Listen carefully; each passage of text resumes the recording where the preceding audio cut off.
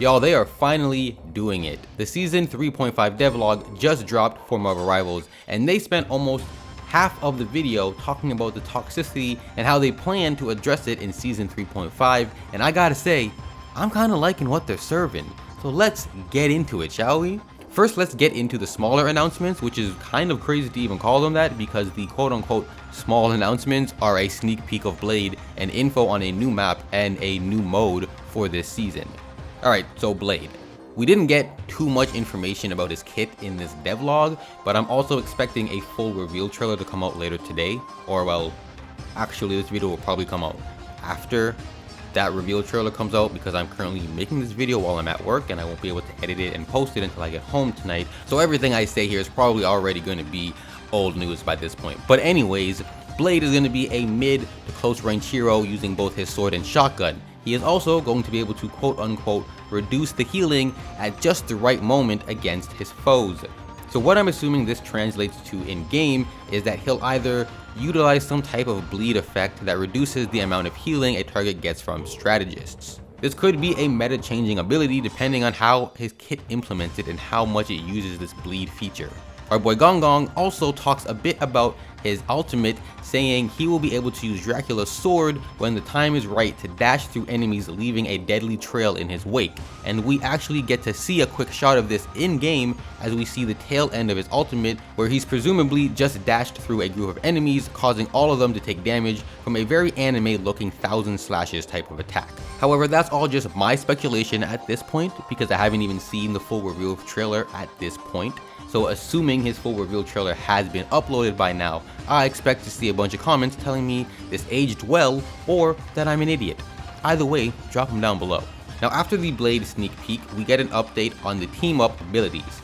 Guardian Revival and Atlas Bond are going to be going away in Season 3.5, and Loki will be removed from Ragnarok Rebirth. Then we're going to be getting two new team-ups coming into play with Luna Snow and Adam Warlock's Duality Dance, which appears to give Luna Snow a lifesteal effect on enemies in a vicinity around her. You can see from this indicator here in the middle of the screen that it shows there's currently one enemy being affected by this ability, which does suggest that multiple enemies can be affected at once. However, the devs, or Gong Gong since it's just him this time around, didn't really specify if the lifesteal effect only procs when Luna damages an enemy or if it procs regardless of who's damaging them. Then the next new team up is Vibrant Vitality with Groot, Mantis, and Loki, which appears to give Loki's runes a damage increasing effect for all allies in their AoE. And it gives Groot a new wall that heals nearby allies, which both sound like abilities that are going to make these heroes quite frustrating to go up against in Season 3.5, but I've also kind of been eyeing Groot as my third tank main for a while now, so I'm not entirely mad at him getting a slight buff with a new team up. And finally for team ups, Iron Fist is going to be joining Luna Snow and Hawkeye's Chilling Assault, Star-Lord is going to be joining Rocket and Penny's Rocket Network with a goddamned teleporter, which should be hella interesting because Star-Lord is kind of like a mosquito. He's incredibly annoying to deal with and surprisingly deadly in the right circumstances. And then lastly, Blade is going to be joining CND's and Moon Knight's Lunar Force, which personally is not a team up I see get used very often, so I don't know how useful it really is to be honest, but that's a thing that's going to be happening in 3.5. Then right after team ups, we got the briefest, most silent fart of an announcement for a new game mode called Resource Rumble and a map made just for it called the Throne of Null. And that's literally it. They gave us negative information about the new mode or map, but they did at least let us know that they're going to be showcasing the new map in quick play matches before the mode releases on August 22nd.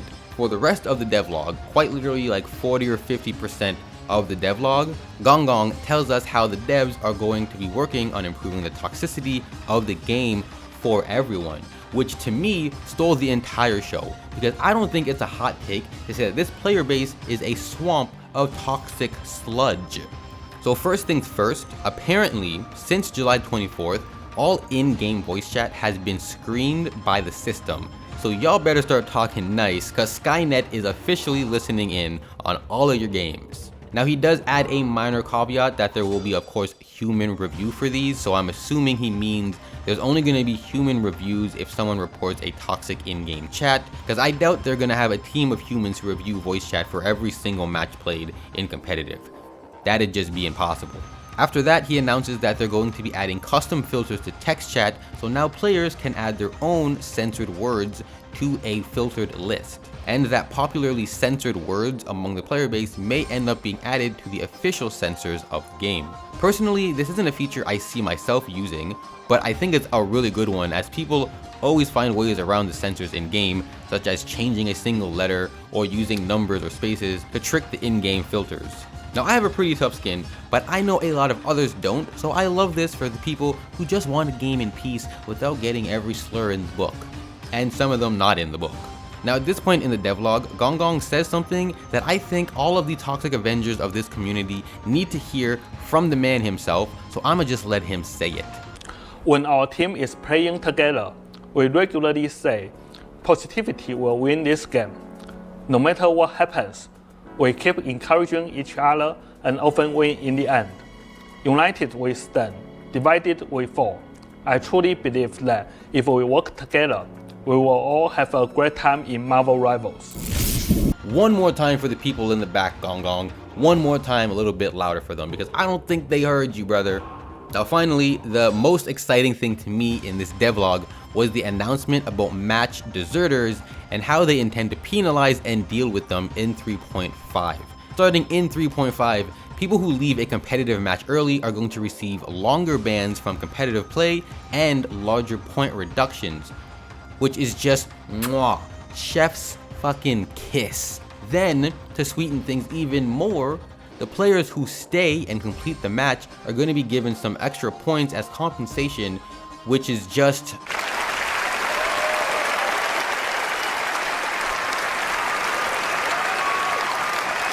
Now, this does sound like a pretty good way to curb the deserter problem on paper.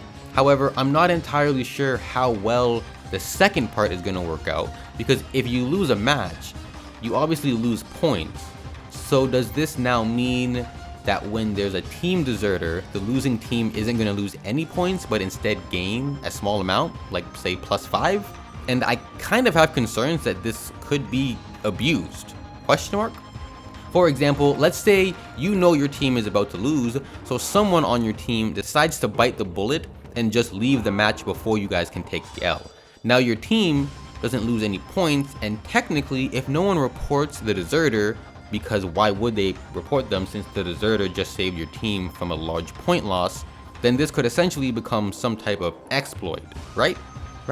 Now maybe I'm thinking a little bit too much into it, but all in all, I do think this is a step in the right direction, because like I said earlier, I have a video coming out tomorrow where I brainstorm some other ideas that actually didn't get implemented here, so there's always hope that there's more stuff that they can do for match deserters and toxic in-game behavior. So come back tomorrow afternoon if you want to see my ideas for match deserters. Gonggong also mentions that surrender votes are now going to require one less vote to be successful, which again I think is a step in the right direction, as I don't think you should be forced to play through a match with teammates who are clearly just not working well together, but you also can't leave the match early because that's a problem too. So this is a kind of nice middle ground solution, making it easier to surrender matches, because I've definitely had matches where I realized we were never going to win this once my team got out the door, and I had to end up playing the whole match because I'm not gonna leave and we couldn't get a surrender to happen. So yeah, this is just, I kind of like this change for the surrender system, and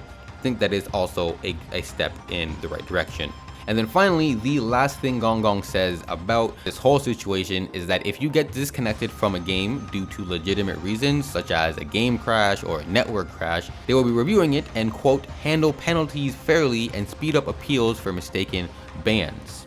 But yeah, folks, that pretty much does it for the large changes coming in Season 3.5. I am hella excited for Blade. He looks super fun, and I just know matches are going to be littered with people who only have like 10 minutes on him, but are claiming they're him. So get ready for those headaches.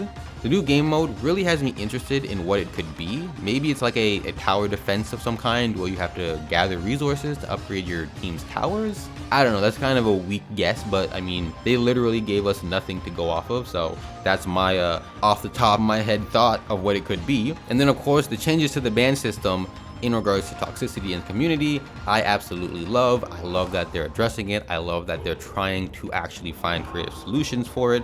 I have a couple creative solutions myself that I have thought up that I think they might actually end up implementing at some point in the near or far-flung future. Anyways though, that is gonna do it for this one. So if you enjoyed the video, y'all know what to do. Make sure to drop a like. If you didn't, then by all means you're free to drop a dislike, but you gotta comment down below to let me know how you made it this far into the video. And if you really enjoyed the video, go on and click subscribe, because your boy's touching up on that 1,000 subs mark, which is all I need to apply for monetization at this point. So help a brother out.